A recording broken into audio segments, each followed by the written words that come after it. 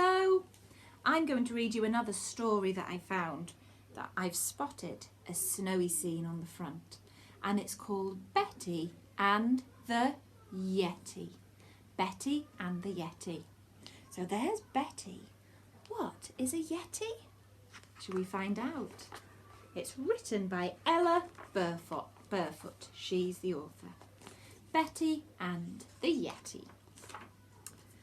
Betty has a little red sled that she takes everywhere she goes. Can you see it there?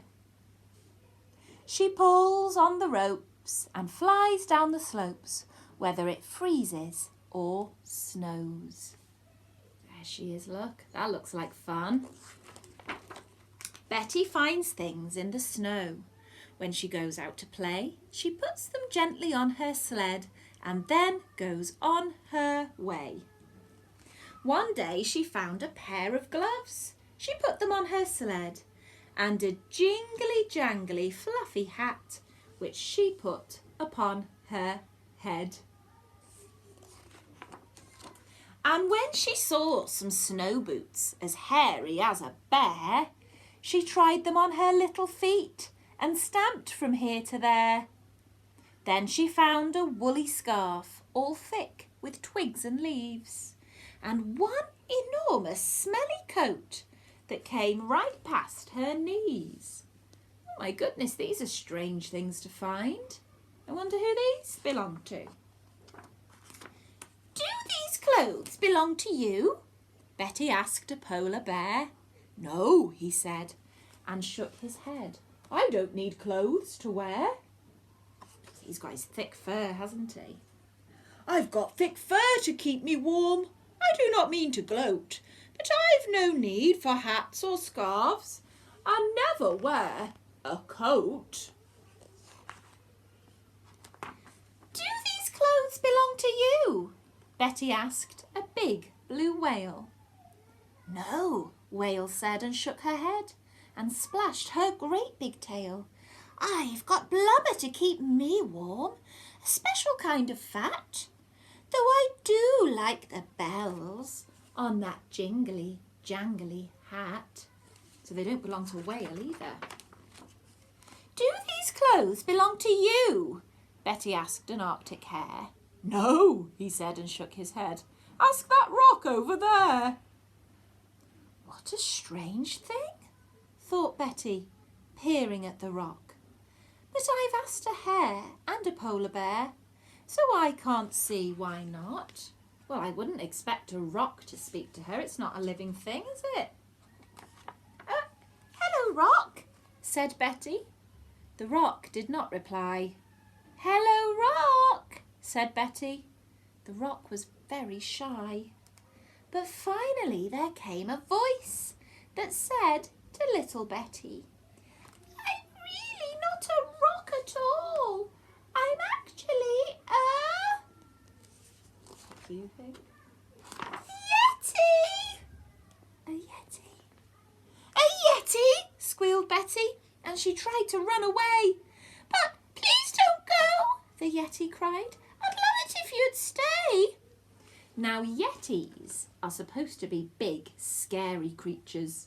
But he doesn't sound scary at all, does he? Oh dear, Betty's scared. Oh, look.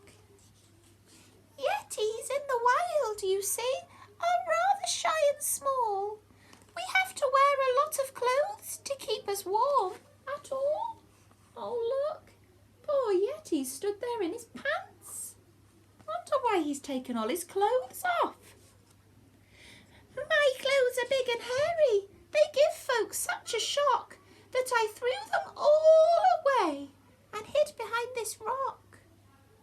It's very hard to make a friend in the land of snow when you've scared them all away before you've even said hello. Oh dear. So he's not scary at all. It was just his clothes that were making him look scary. Betty didn't fret at all. She handed him his clothes. You'd better put these on, she said, before it really snows. So he's putting his clothes back on, but Betty knows now that he's not scary.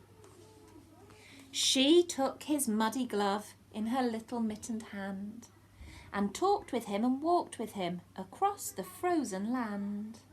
Oh, has he found a friend, do you think? Soon they met Betty's friends in the cold and snowy night, and the smelly, hairy Yeti, well, he gave them quite a fright. Oh, but they'll soon learn, won't they? But when they saw that Betty had hold of Yeti's paw, they knew they didn't need to be frightened anymore. And the hare spoke up quite bravely in a loud and cheerful voice. I'd befriend a Yeti, given half a choice. So Whale and Bear and Arctic Hare became the Yeti's friends. The Yeti kept his clothes on and was never cold again. Betty made a hat like his. She wore it every day. And when she went out on her sled, she jingled all the way.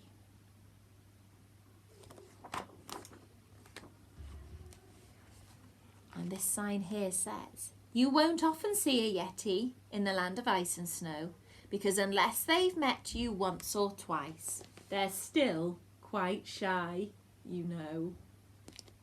And that's the end. So, what a lovely story. So it just showed us, didn't it, that even though someone might look a little bit scary to begin with, we should get to know them, because actually, although the Yeti looked scary, he wasn't at all, was he? He was lovely, and it's what's inside that counts. So I wonder then if this afternoon you could have a go at drawing a Yeti, a bit like the one in our story. I wonder if yours is going to look scary or friendly. Have a go and see if you can do that. Okay, hwyl fawr, see you later, bye bye.